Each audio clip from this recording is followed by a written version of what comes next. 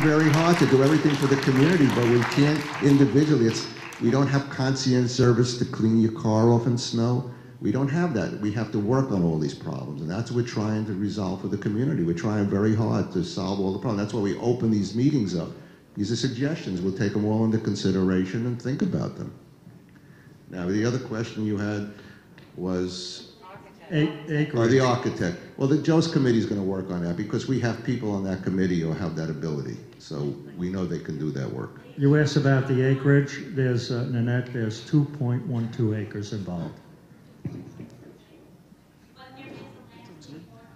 I didn't say he was, but we have people who can do that. We have people in our community who have done that kind of work before, have done work for us before in the community, laying out maps and doing all kinds of things. If we have to bring one in, we will. I mean, the idea is to make this as nice as we can. We just have to understand where we're going once the negotiation is finished.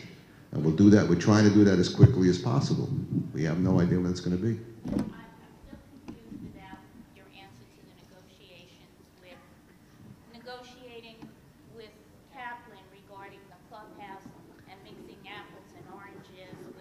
The clubhouse is right now it's, if he comes back to us and says, I want to make a global settlement, well, now we have a different approach we have to take. It's not just a matter of say, no, we don't want to talk to you about that, we just want to resolve the shed.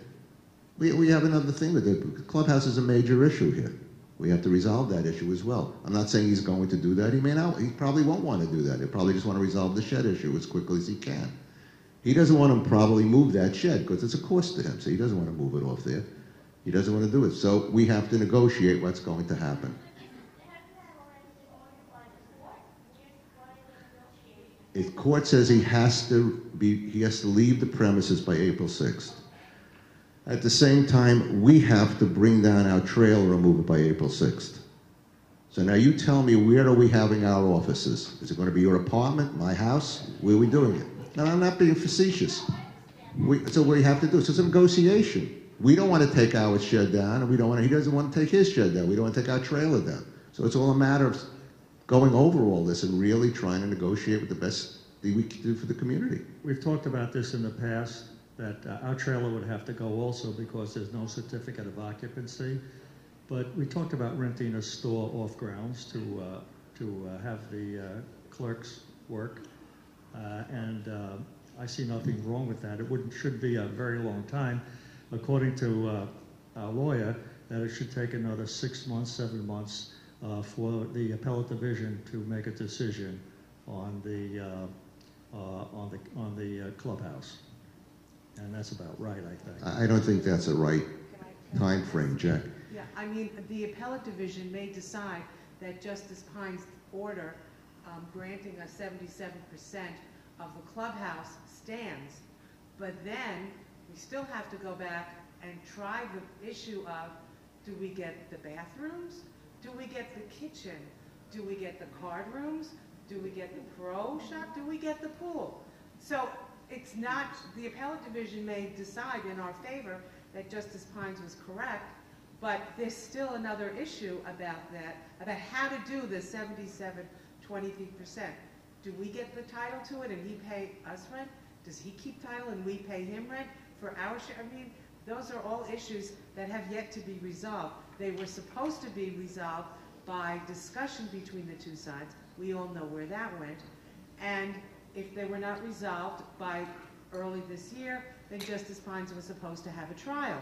Of course, we know Justice Pines is no longer the judge on the case.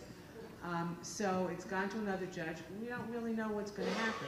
If Kaplan wants to do a global settlement, we may get a little and give a little. That's what a settlement is.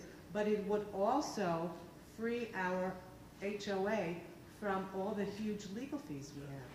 So that would be a good idea if we could get terms that are acceptable to us.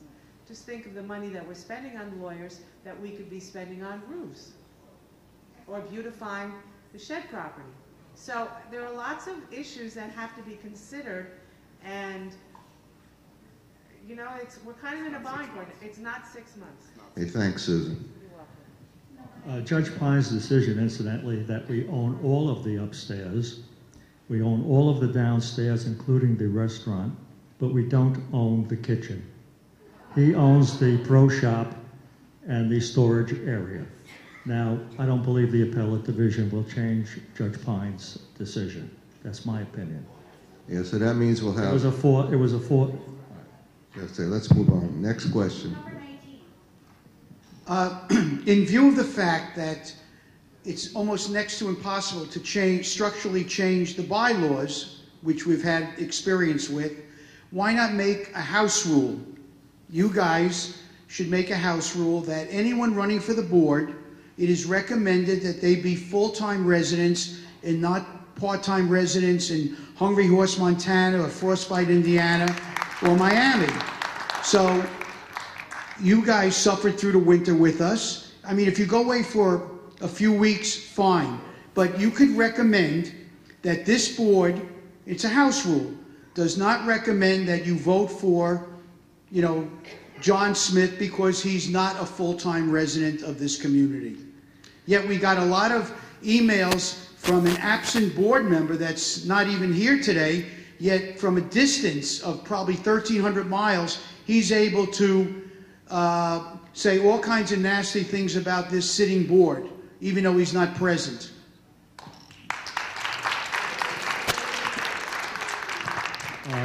Artie, I'd just like to say one thing. If you read the bylaws, we don't even have to get together to have a meeting. It could be done telephonically. Yeah, you said many times when you ran for office that you're a full-time resident. In other words, you were in favor of it. Suddenly now you have an ally, you don't give a damn. No, I'm against snowbirds. That's the way it works. I'm against snowbirds, and I'm the only one that can make this statement.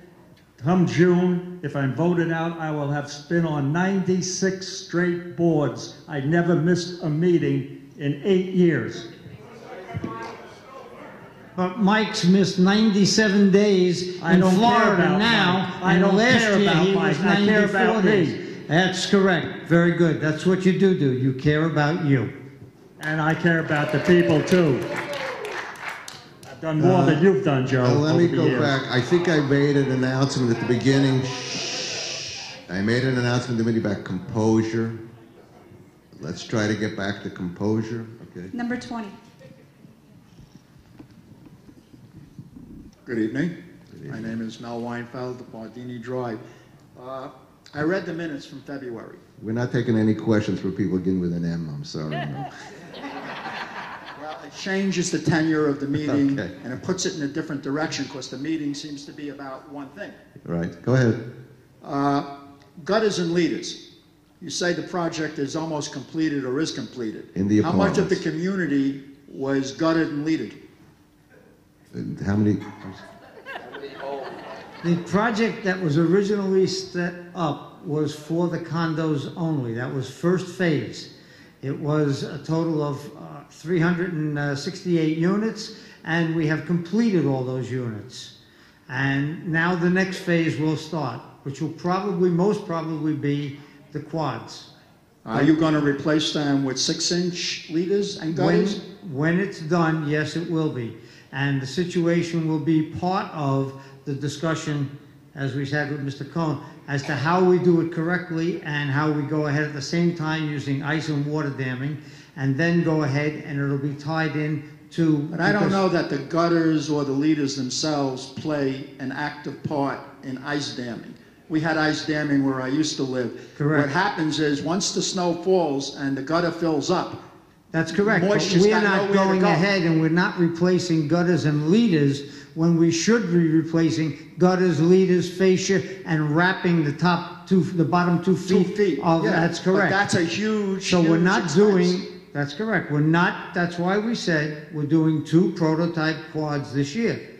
We're going to see how it goes. We're going to make a decision, and then we'll move forward. Okay. Remember one thing, 3 years, no increase, all bills paid, and no debt.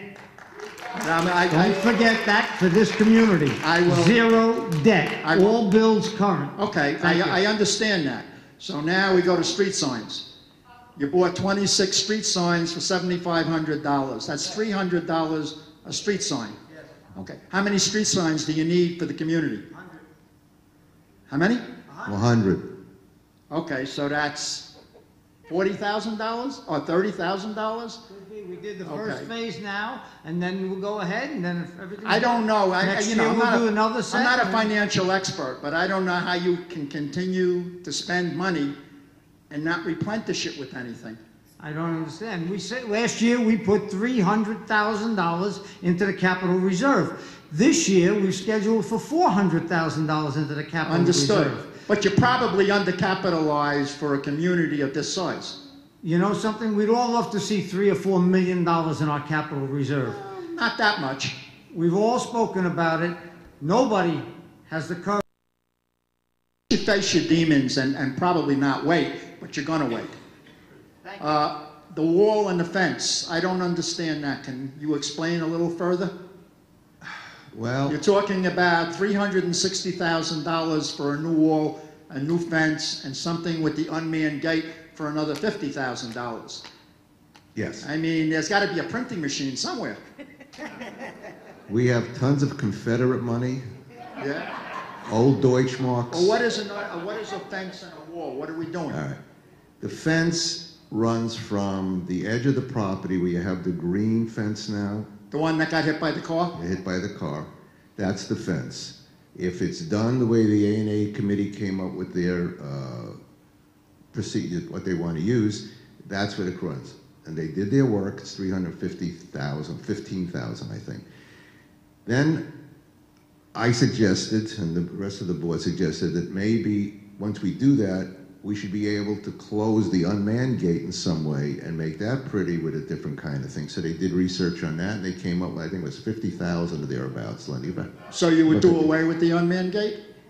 it would be no, it would be there, but it would be a different kind of gate. A gate like maybe they have at Country Point or something like that. Oh, okay.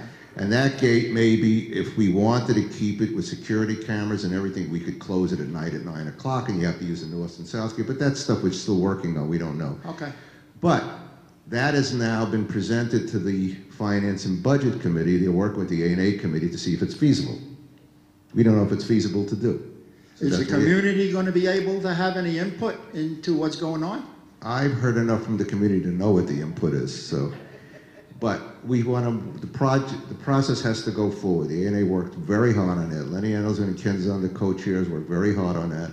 And they're now bringing it to Budget and Finance, and it's not in this year's budget because they didn't bring it soon enough. But if we're going to do anything, we can do something maybe next year, just maybe even do the centerpiece and leave the other side the way it is for a little while. We don't know. And it's just all up in the air to see what has to be done. All right. Lastly, berm mulching. What is that? Mulching is exactly what it is. No, I know what mulching is. Committee voted unanimously to do the whole project. What does that mean? Oh, What are you berming? Or what are you mulching? The A&A committee requested that the entire community be mulched at the cost of the HOA. Everywhere. Without your private home, all common areas. Yeah. We went ahead, we did an allowance of $40,000 in the budget for this year for things like trees and mulch, etc. And now we're going to see how far that $40,000 goes. Last year, we spent an additional $20,000-$30,000 on mulching. So the units that were done last year, the areas that were done last year may not require it this year. So the other areas, but in a 2-year period, we're trying to do the entire community. That's the Well, I scope know that some we're of the trying- areas chipped in That's different. and bought their Those are- own mulching. Those are the areas in some of the cul-de-sacs who people decided on their own, and they went ahead and put in maybe $40 a person. We set up a deal with Brickman that he would do any berm at a set cost. It was between Well, it $400 does and $600. beautify the community and it makes it look, I agree. I think there's 2 things that should happen. The first thing is you should be the person who goes to your community, your section, your cul-de-sac. Collect your $40, your entire berm will be done. Second thing is, here are the applications to be a board member. You should be filling this out because you got plenty of paperwork there, and I'm more than happy to share my salary. I did my service before. I don't want to do it again. There's a lot of work and a lot of disrespect that goes with it. And if it's of any meaning, I don't know if it's good or bad, but I'm just going to make a passing comment. The board does a fabulous job in the main. The orange microphone, good or bad, was useless tonight. Now, I may have a hearing problem, but I'll be damned that's if not- people here and there heard everything that Ms. Saul said or the gentleman in the black cap said. You just can't hear. Okay. They heard him. They heard. So All right, thanks, Mel. I have to go to the ear doctor. Thank you. And Thank you. who's next? 21? Okay, here's a, right there. I'm going to decipher. I know, Marie, you're doing a good job. Keep you slim. Hi, everybody. I'm Linda Cyper, as most people know. I live on the intersection of Madeira and Altessa. My question is, can we do anything to police the residents that they're not stopping for the stop signs? Is the security getting involved in this, fine-wise? Yes. Okay. Now, to expand on that, I guess, what we're doing now, we just extended the contract of maximum security an extra year, so we can work with them to come up with a plan, because this has come up with the board before. We have speeders, we have people going through stop signs, we have people don't mind breaking up their chassis by going over the speed humps. They fly through them. We also have parking violations, long-term parking problems. So this is all going to be worked out, and we're going to come up with a plan. The community's going to know all about it. And if it gets really out of hand, we'll just really have to give tickets. That's what we're going to do. That's going to be part of the plan. People who don't signal. Signal? People who do not signal when they're making a left or a right. No, they don't. It's Not random. in the community. Well, okay. We have a lot of walkers in You the have community. to hold it one at a time. You can't yell out. The problem we have, we need a system where security is able to see the violation, have evidence of that violation, have to come and testify on that violation, so people can't come to us and say, it wasn't me, because that's what happens now. There's no proof. It's just one word against the other. There will be cameras that they will be carrying, that whatever we have to do to slow the people down. There are people who fly through this community. It's an accident waiting to happen. We understand that, and we're trying to slow it down. I'd like to mention that I just asked Susan, this is the first time that we've heard that the maximum contract has been extended 3 years. Well, okay. Jack, we just... Whatever it is, it's been extended, but we never got to vote on it. I never saw the Oh, contract. okay. Jack, And this is the way things happen. right, so let me make We've been talking Jack? for 10 years on how to stop people from speeding Jack? and stopping at stop signs, and it never works. Jack, Fred, would you like to comment on that? I don't think that's true. At the last board meeting, the discussion... Which was last Monday night. Last Monday night, there was a discussion about extending Maxim's contract to the end of the year. I think it's December 1st. And it was December, passed. and it was passed. So, Jack, you did know about it. It was a week ago. Yes, we did, Jack. We voted on it. We never saw the competing contract. There are no competing contracts yet. We just extended a contract. Next. Okay, I have two questions. Oh, well, we have another question. Herb Sherman Rothberg, Bardini. Could you concisely tell us what's happening with the sewage system, to the upcoming legislative meeting? Yes, that was one of my questions. Thank you. What's happened with that, because there's been emails on that too that don't make any sense. So let me try to bring this to where it is. Your board voted 5-2 to go ahead with the sewer project to take it over as the board, the community. What happened is we did that because the county said they will not listen to any testimony we have unless we voted that in, which we did. So we passed the motion, we went to the county and gave told them what we wanted. What happened there, the county decided that they can't go ahead because of safety reasons, health reasons, so they voted in the fact that they're setting up a sewer district. We as a board took the position that we're going to oppose that because we don't want the county to own it. So we raised these signatures. We needed 100 signatures. If you came up with 100 signatures of people that vote in the sewer district, you can move that off to a referendum run by the county, which now moved it off. We had enough signatures. It's been approved. There will be an election in November on the regular ballot when you go to vote. However it's phrased, we'll assume it's phrased, do you want the county to take over the sewer districts? If you want yes, you vote yes. If you want no, you vote no. These are people who live in the sewer district only. It's people who are Country Point, the Greens, Duncan Elder.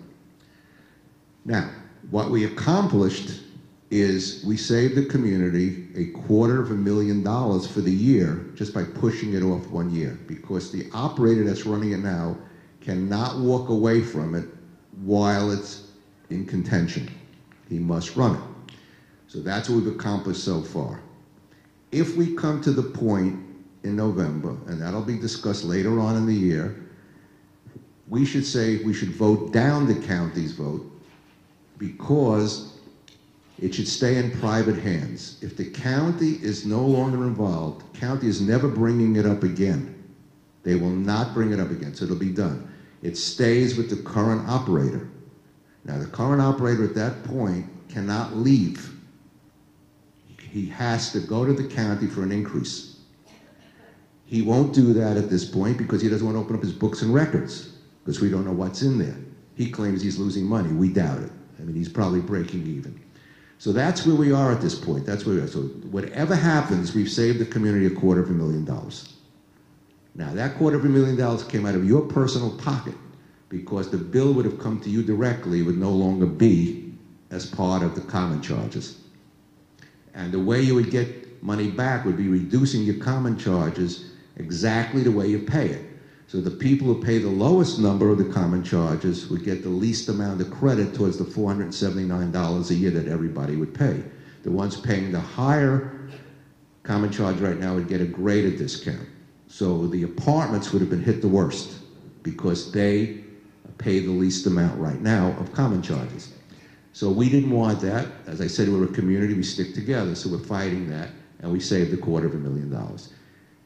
Coming up later in the year, we will decide how we want to work on it, because who knows what's going to happen in the end. Once it's over, the private operator cannot be owned by anybody. In other words, the sponsor cannot go and sell it to another private operator because they don't have an insurable interest for it. We're the only people he can come to. That becomes a thing that the community will have to decide when and if that ever happens, because we don't know if that'll ever happen anymore. And at that point, we'll come back to the community. We'll make a whole discussion out of it, and it'll be open hearings, whatever it's going to be. So we'll get the community's opinion at that point.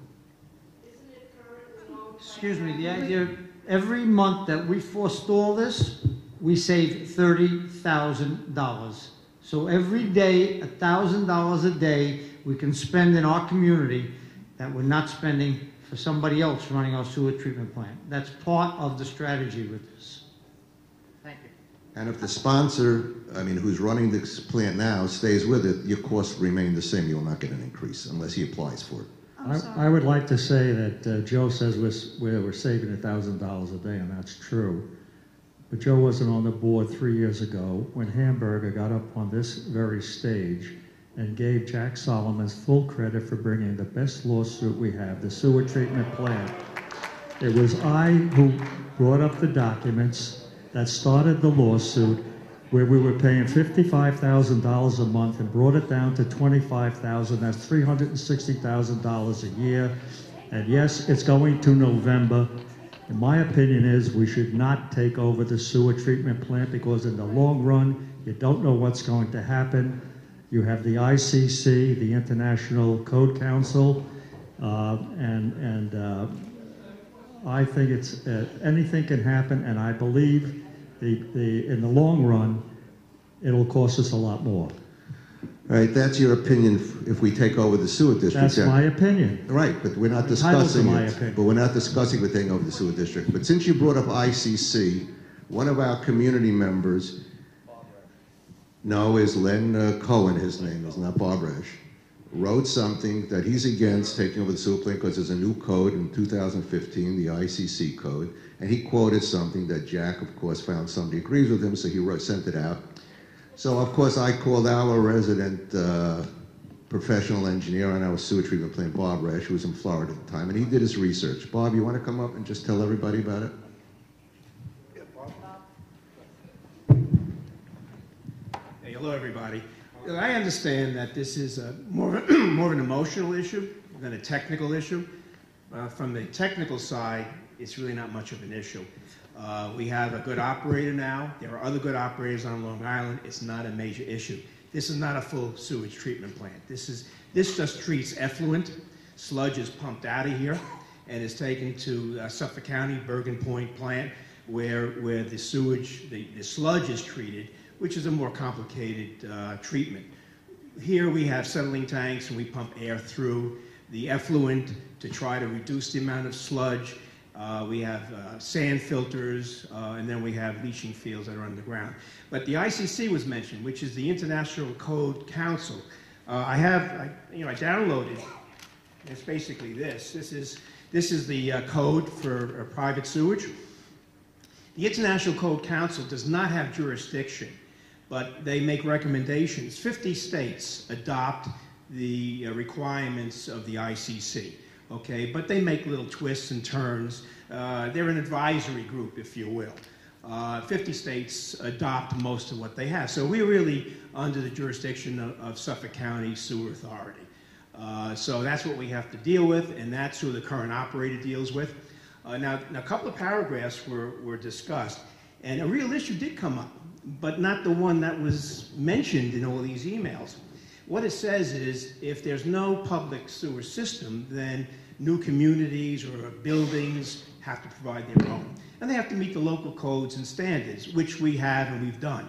Now, if a public sewer system is then constructed, then the private sewer system has a period of time when they must disconnect from their private and connect to the new public system. In some cases, I don't know what it is in Suffolk County, but in no case is it more than a year.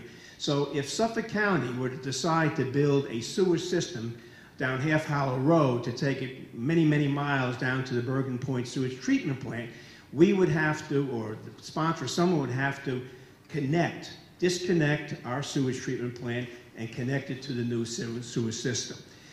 This is not a situation where the county takes over our sewage plant and runs it. That's not what the ICC talks about. The ICC says if you have a private sewer plant, sewage treatment plant, collection system, sewage treatment plant, and then the county, a public system is built, you are obligated within a year to connect to the public.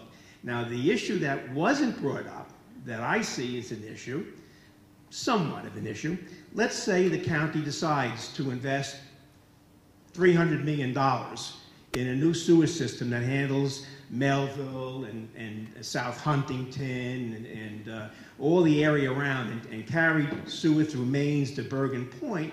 Well, then A, we would have to connect to that sewer, and B, we'd have to decommission the current plant, which means and decommissioning means basically seal it up, remove everything that's there, cap the tanks. There'd be an expense in doing that. So the real issue is there a chance that Suffolk County is going to spend $100 million, $300 million to build a new sewage treatment plant?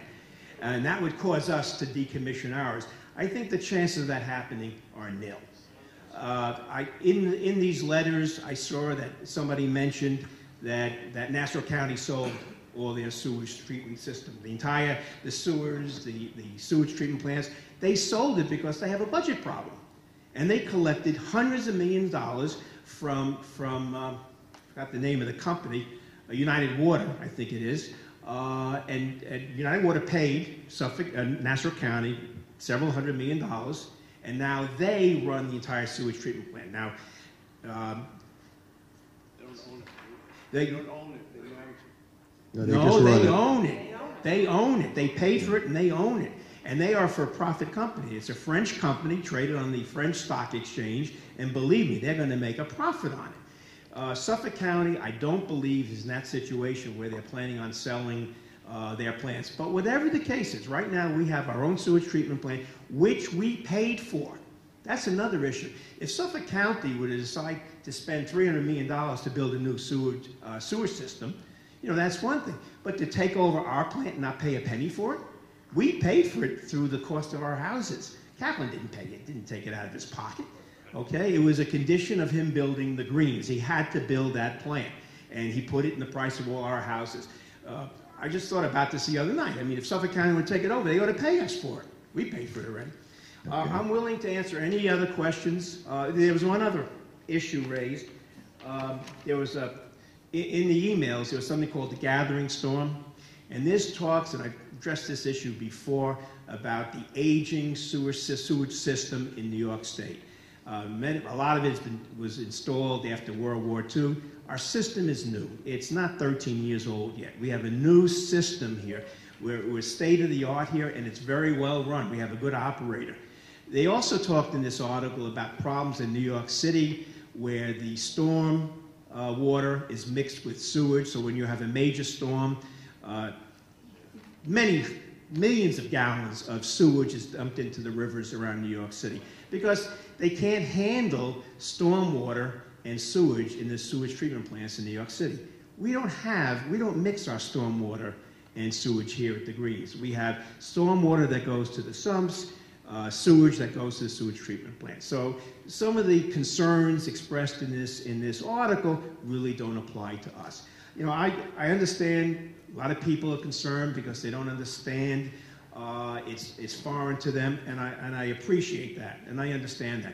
But we have a good committee. We have professionals on our committee who are in the business, who have been in the business, and there really isn't a major, major concern if the sewage treatment plant would come over to us. However, if Kaplan continues to run it and continues to charge us $300,000 a year for the next 25 years, that's okay with me also. But I'm concerned the county takes it over and they start to raise the prices, the cost to us. And then also, if there's any assessment, if the county has to build something new, they're going to assess us. They're not going to take it out of their pocket. I'll be around if anybody wants to ask me any questions later on. Thanks, Bob.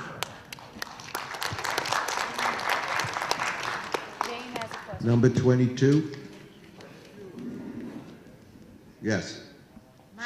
My name is Sheila Pariser. I'm past vice president of the HOA board. And it is very important that I get an answer to a reiterated question. A yes or no answer will do.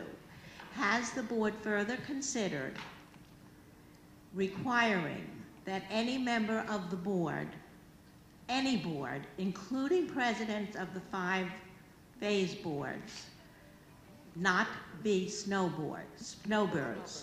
Can you do that by amending or adding to the bylaws? And has any further consideration been given to this? I believe, Sheila, that has to be a bylaw change.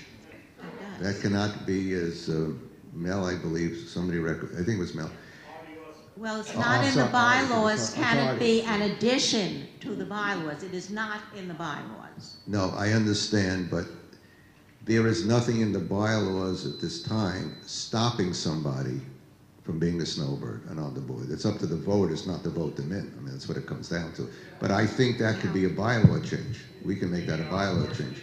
When I sat across from Steve Kaplan for 2 years and 7 months, if you missed 2 HOA meetings in a row, you were off the board. Yes, Jack, but that's still a rule. Then I guess Mike is off the board. No, part of being at a meeting is calling in. You're allowed to do that. I'm trying to be fair. That's the rules. Number 23. It's not only Mike Yesner that doesn't show up. There are a lot of people on the board of managers and the HOA that don't show up and call in on a speakerphone. Yes, but not for 3-4 consecutive months, Jack. That is wrong. Other boards that I've been on, people have been away for 3 months. I understand. You were talking about the voting board, but in answer to your question, Jack, you're talking about condo 3, they're in Florida, they have the treasurer here at every meeting. So they do have a representative. A board member should be here and he's not. Number 23. That board member, incidentally, is there at every meeting by speakerphone, which is okayed in the bylaws if you'd like me to show it to you. Is there a speaker? Going on, number 20. Len Roland, Savoy Drive. I'm delighted to hear that the board and Kaplan are finally having some meaningful discussions. I'm hoping that one of the gives and takes, at least a give from Kaplan, during your discussions might be a heated pool. This is probably one of the first times that we have some power, some weight. You have to be a shill, Len. Not even a question. I am definitely not a shill. No, you spoke to Steve Swirsky today. Yes, You can't tell me. Steve Swirsky and I have discussed it, and I That's have what I discussed thought. this with others. So that's one point. The second point happens to be about the garbage. We're a senior community, and some of us are more senior than others. Now, I personally take my garbage and I put it in the pail that's furthest away from the entrance because I'm able to do it. So I'm suggesting that any other people who are less senior, perhaps, will do the same. This makes it easier for those that are somewhat handicapped or older to put their garbage away. And that's all I have to say. Thanks, Len. Len, I'd like to point out that John DiGregorio, when he was president, and rather, he wasn't president at the time, it was Hank Hassan, made the first negotiations with Larry and Steve Kaplan. And the first thing out of Larry's mouth was, "We will not heat the pool." Now, why is it that you haven't been told yet that Steve Kaplan called up our president here? Why would he do that? Because he's behind the 8 ball. He's painted into a corner right now. He's lost 2 cases that will be upheld in the appellate division, and in my opinion, he'll lose all the other cases. So he's willing to sit down now because the clubhouse is up and the tennis courts and the golf club is involved. And that's why he's now making nice. But you don't know the man.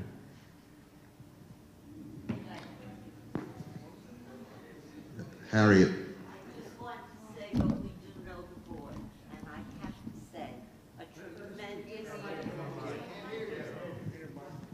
In response to that, I would like to say, but we do know the board, and a great round of appreciation to every one of you. When we talk in terms of not having people who are snowboards be on the board, it's snowbirds, right? Okay.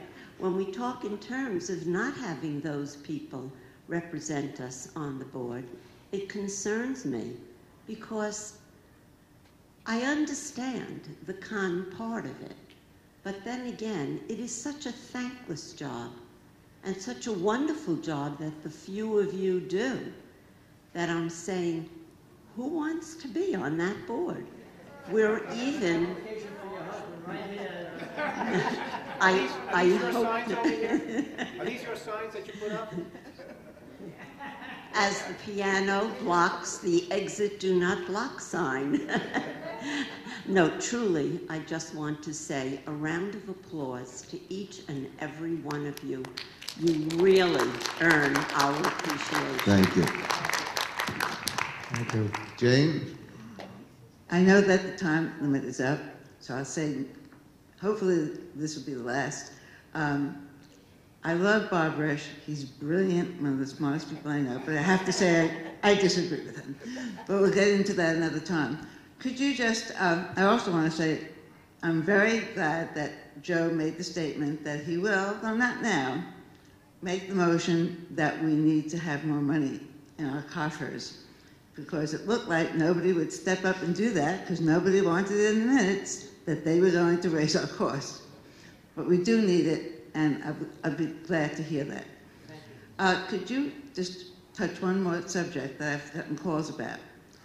The current situation with Verizon, why they're not coming in, why they left things like big coils by some people's houses, and they're not getting straight answers. Well, I'll tell you, my adventures with Verizon. I speak to Verizon maybe 2-3 times a month, and I'm not just speaking to the people coming in and digging in front of your house. I'm speaking to people running these projects. They told me we were getting the balance of our money, which was about $87,000. It's cutting the cycle date for cutting the checks is February 15th, the 15th of the month. We would get it by the end of February. Well, we came to March 1st, 2nd, 3rd, 4th, whatever we are today, 16th. I call the powers to be. Checks going out in this cycle. So I said, you mean July to us? And they said, well, I said, no, there's no well. I mean, you lied to me. You told me the check was going out last month and it didn't go out. So they said, and we're only getting 2/3 of that final check because only 834 houses are completed. I said, well, let me understand this. You want to come in here with 834 houses, you want us to set up tents for you for 90 days, starting April 1st, but you haven't completed the work. You're not supposed to come in the market till you complete the work. We don't have to give you a tent. They said, well, now you know. I said, no, I'm not. Everybody's lying to me. I think it's time you get your contracting engineer, your marketing vice president, you, everybody involved, because I'll tell you right now, if we have to come up and stop the trucks at the gates, we will do that. You're not coming in here. The Medicis are suffering. Their work was done improperly. For the people in the Medicis now to hook it up, it's like extra money or a tremendous amount of detail work. And if you have a basement, it's easier. If you don't have a basement, they have to drill through your walls to get there, to get to where the box is. I said, it's not acceptable to us. That's where we are. You're welcome. I'll repeat it again. If you call up Cablevision, as I did, ask for the retention, thank you, retention committee, and they will come way down in their price, and they will give you showtime. They haven't stopped doing it. Someone just got a $70 deduction. All right, one other thing. You received an email today from Jack regarding a house at 125, sure is it 120? Altessa, where he took a picture of part of the driveway and he measured it because it wasn't 2 inches, it was an inch and an eighth. And he said, dear residents, I just want to read this to you. A little over a year ago, one of my friends put a work order to have his driveway redone because it was in bad shape. Believe it or not, his driveway and 6 other driveways were dug up and a new asphalt drive put in its place. No bids, no contracts, especially no specifications. We were told by Joe Perry the asphalt would be 2 inches thick.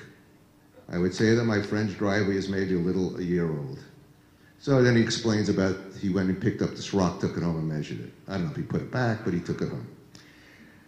So I called the office to find out what the story is on this. We've never done any work for 125.